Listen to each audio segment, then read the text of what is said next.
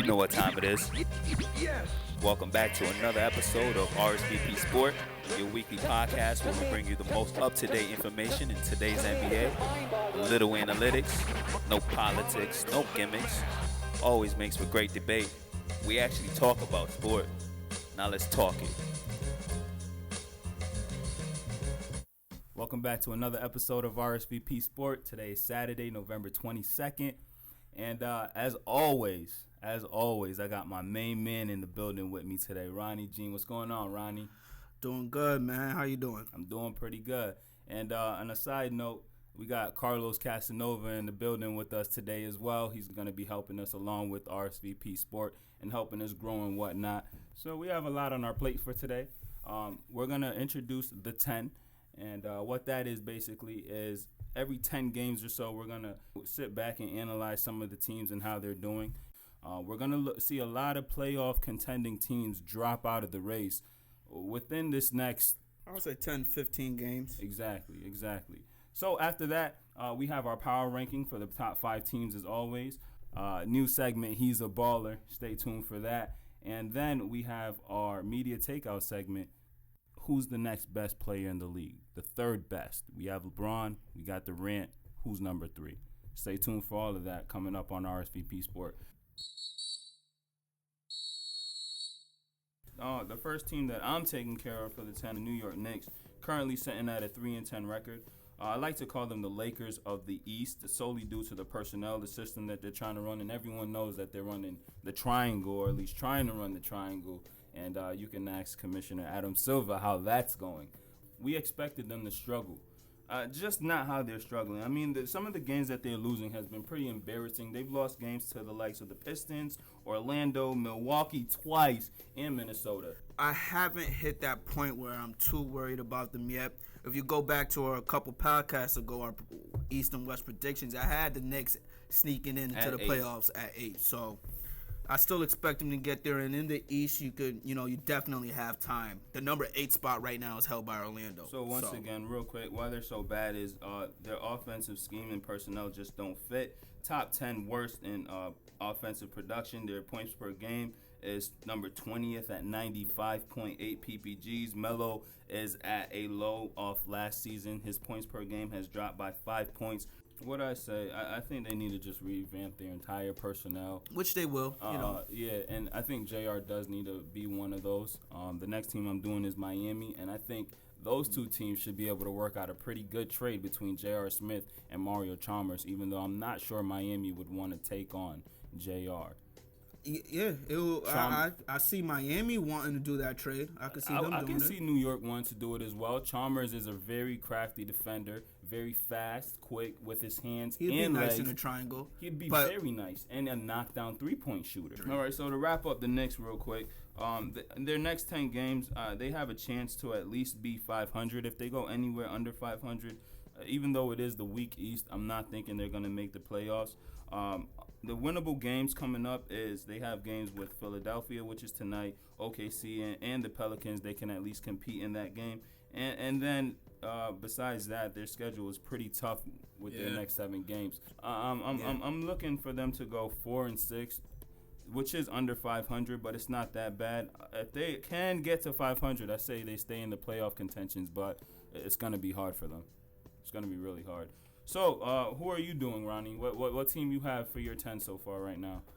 Well, Charlotte, yeah, definitely. Lance Stevenson is just not he's just not doing well in their offense right now. He's creating, he's just really not shooting well. Lance? Yeah, Lance. When they run the offense through Big Al, they do pretty well. The coach just needs more time to figure out his best lineups and his best plays. Do they have enough shooters on their roster? They have Gary Neal. Marvin Williams, I guess not. I really think they need to start Big Al and Cody Zeller in the front court to give them some more defense. That's where they're lacking at right there. You know what I think? I think Charlotte is the melting pot of players that will do great on another team. They have too much of the same type of players at basically the same positions, like Kemba Walker and Lance Stevenson as players. Yeah, they need the ball in their hands. Exactly.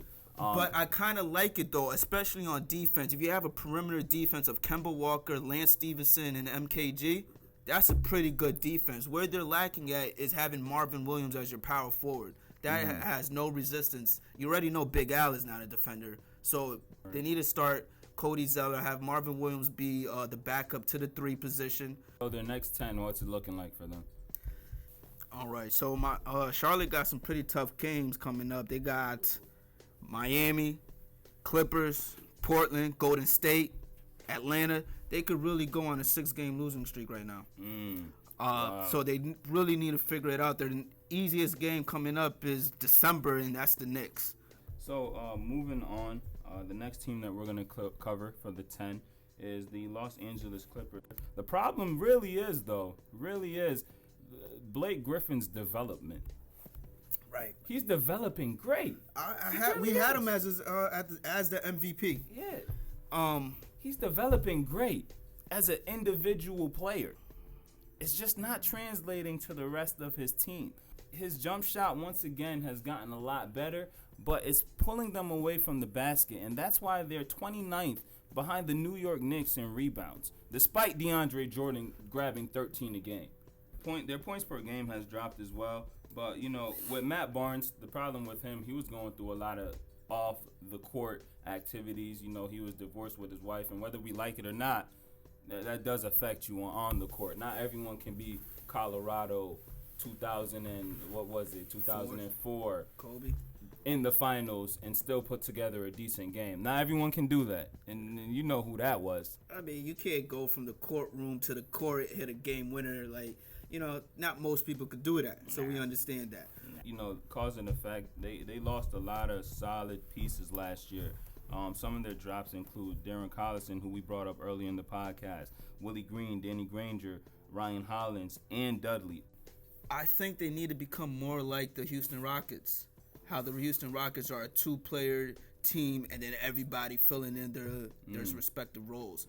Blake Griffin and Chris Paul have to be dominant. For their next 10 games, what are we saying for the Clippers as far as records for their next 10? 7-3. So look for the Clippers to go on a nice little win streak and start to show that fight and hunger that we thought we were going to see from them earlier on in the season. So moving on to the next one, who do we have for the next 10? Let's take a look at Phoenix. Yeah, they're an exciting team. Right now they're 8-5, which is really good. They got Toronto, Denver twice, Orlando. They have a chance to go on a pretty good win streak and move on up. They need to win this. They need to win these winnable games early on to keep their standing. Right now they're 8th. Got some winnable games coming up. The 3-guard combo is working well for them. The Morris twins. Len has put together some pretty explosive games. Dude, impressive games, yeah. Dude, you were talking about the Morrison twins. We were watching them play earlier today. The Phoenix is lucky to have them. I never thought I would say that about these two, but Phoenix is lucky to have them. Not only are they solid on the offensive end of the ball, they can hit mid-range, they can hit the deep ball, they can hit the 3, they can drive, but they can also defend 3 through 5. They're that's a great special combination. So for the 10, we're gonna leave you with those 4 teams for now. Thanks for sticking with us. Now we're gonna get into our power ranking, and then right after that, we're jumping right on into our He's a Baller segment. So, Ronnie, I'll leave this one up to you, man. Top 5 in the league right now, RSVP Sport. Memphis, Golden State, Toronto / Dallas. Actually, I'll put Dallas at number 3. Scratch that. Okay. So Memphis, Golden State, Dallas, Toronto. Man, and it's a toss-up between Washington and Portland. I've been following Washington more closely, so I'll give it to Washington right now. And they had a pretty good win last night over the Cleveland Cavaliers, who were just playing a lot of ISO ball, man. Yeah, I gave it to Washington, partly because of John Wall. I kind of like what he's been doing, and we'll get into John Wall a little bit later. Yeah, Memphis has been pulling off some really, really tough games. Catch and shoot. That's all you got. Lob for Lee. Yes! Yes! Yes! Will it count? Yes! And the Grizzlies win it. People are just not ready for them. Like, they're in playoff shape already. they play playoff basketball. Like, that's what they do. Like, for them, it's playoffs during the regular season. They're just a grind out team, yo. Yeah, and then, right after that, you have the Warriors, who has been able to, put together some really good games. They've been giving teams the business, especially from deep. Curry has shown that he's a good, solid point guard, possibly the best, hint, hint, in the league that we have today.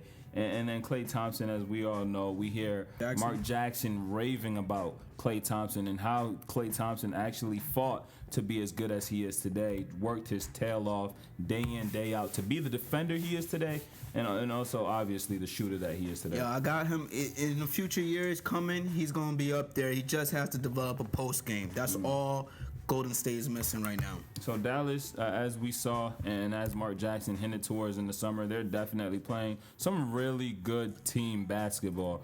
And that's really about it. I mean, they mixed in some really good players at every single position, one all the way down to 5. They have some really solid players and role players coming off that bench. Basically 1 through 10. Yeah.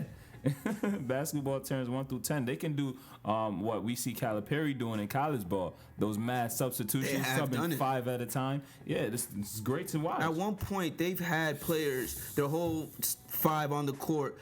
The shortest player is 6'6". So they could switch off on every pick. They're just could be a great defensive team. Toronto has just been playing some really solid ball, and right now, as we're doing this podcast, they're giving it to the Cavaliers. They started off the game pretty slow, but I mean they're up by what is it right now, Los? 17 points on the Cleveland Cavaliers. The Cavs about to make their patent come back a little bit, make the game closer than what it seemed like. That's why we're giving. We're putting Toronto right there in our top 5 power rankings for exactly what they're doing. They've stuck it out with some rough games, some good losses to Chicago Bulls. Derrick Rose going out. They weren't able to pull that one off. But for the most part, they've been doing some good games, winning some good games. And then Houston, what's your take on Houston? Well, Houston started off great. Dwight has missed the last couple of games, but they're still keeping in there. Trevor Ariza has really provided what they needed. Him and Patrick Beverley on the defensive effort. Since his days with the Lakers, Ariza has developed into a perfect role player. He tried his tremendous role player. Perfect role player, hit the 3, athletic wing player, tall, good defender, exactly what they need. Yeah, and that's why Houston is right there as well. Dwight Howard's been going through all those problems as we've seen, and it's not just off the court activities; it's also on the court. Did you see Kevin Durant? Hey, kitty. I'm not going to repeat what Durant said, but you seen what he was saying. And he's injured. Where did that come from? I don't know. Yeah. I'm thinking it's because of Kobe, because they have a really good relationship.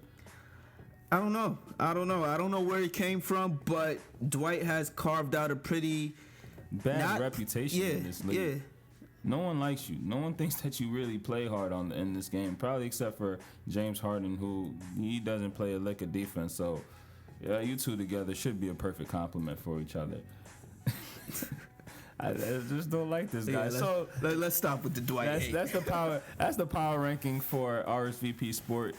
Top 5 of this week. Stay tuned for the He's a Baller segment.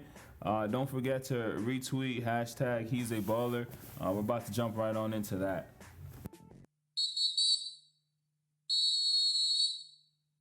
Welcome back to RSVP Sport. This segment right here is the He's a Baller segment. Don't forget to tweet us at RSVP Sport, hashtag He's a Baller.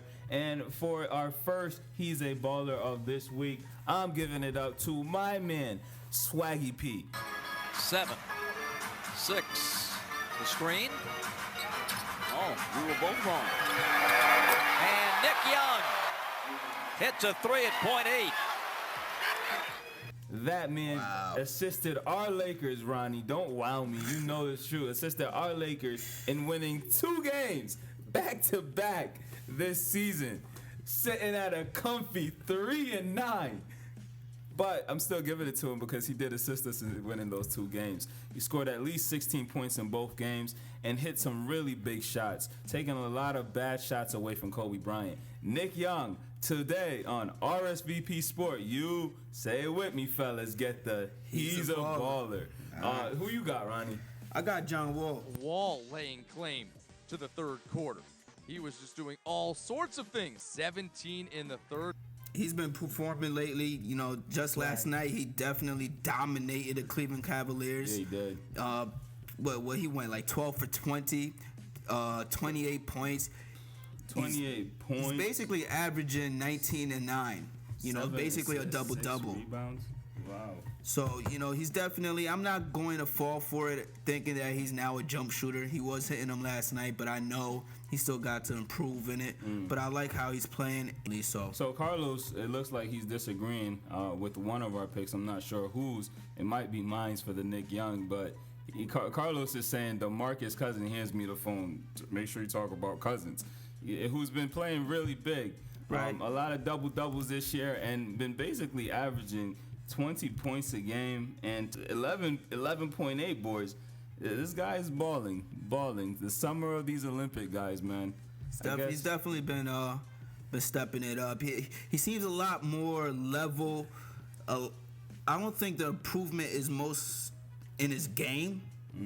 It's really just mental. His maturity. Yeah. His maturity. You saw when he stopped his coach from picking up that technical. Yeah.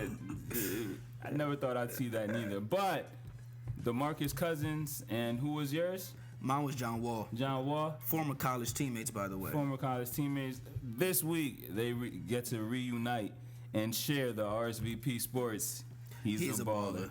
So, once again, don't forget to tweet us at RSVP Sport, hashtag He's a Baller. Now, we're getting ready to jump on into our media takeout segment. Thanks for sticking with us at RSVP Sport. This next segment, our final segment of today, for our media takeouts, what we've noticed going on in the league right now, a big topic is who is the third best player in the NBA. And my answer to this, which Ronnie and Carlos both disagree with, is another question. Who's the best point guard in the league? The reason I ask that question is because when you find out who the best point guard is in the league, you find out who the third best player is in the league. Why you guys disagree with that? I could understand if you choose Chris Paul as your third best player. That's what I'm going with. But right now, I think Stephen Curry is on the same level because I can't say that Chris Paul is now the best point guard in the league anymore. So Chris Paul, Stephen Curry, neck and neck. If you give it to Stephen Curry, I can't say he's the third best player in the league. Ooh. You know what I'm saying? So that's why you're saying my little, I guess, rebuttal question is not really valid, is because if it's not clearly Chris Paul, then the point guard is not the clear third best position or carries the third best player in the league today. Right.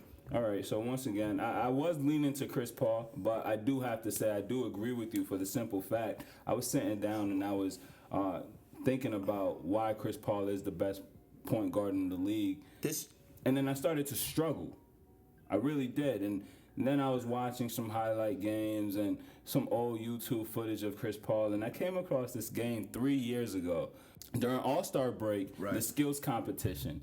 So Chris Paul goes, and he's been winning this for like the past 2 years at that point, and he misses his layup. Everyone laughed. The cameras quickly flashed over to two new point guards in the league, Russell Westbrook and Steph Curry. And, of course, they were dying. I mean, like, they were laughing their tails off that the premier guard in the league at this point in time just blew an uncontested layup. Come now, 3 years down the road. I was actually about to mention Russell Westbrook. Taking his spot. He did say when the season started that he believes he's the best point guard. Unfortunate for him, he got injured, and he can't prove that. It was a perfect chance for him to prove that, actually, with Kevin Durant out. Who is the third best player in the league? We haven't answered that question. With that being said, I don't know. a lot of players you could throw in there. Anthony Davis, but is that more of potential of what he will be, or what he's currently doing, or what he has done? Then you have players like, you got the Chris Paul. You got the Russell Westbrook, who's made it to the finals, who's dropped 40 points in the finals. You've got Carmelo, who's unstoppable on offense. But then we start picking apart reasons as to why they can't be the third best player. Anthony Davis has never won or made the playoffs. Carmelo isn't winning in basically a 3-10 record right now. Yeah. Chris Paul never passed the second round. But if I had to pick, I'm going with Anthony Davis for what the future holds for him. I like it. All right, all. Thanks for joining this week. Don't forget to subscribe and RSVP for next week's show. For Ronnie Jean, I'm Jonah Francis. Follow us on Twitter at RSVP Sports. RSVP Sports, what we say today matters tomorrow.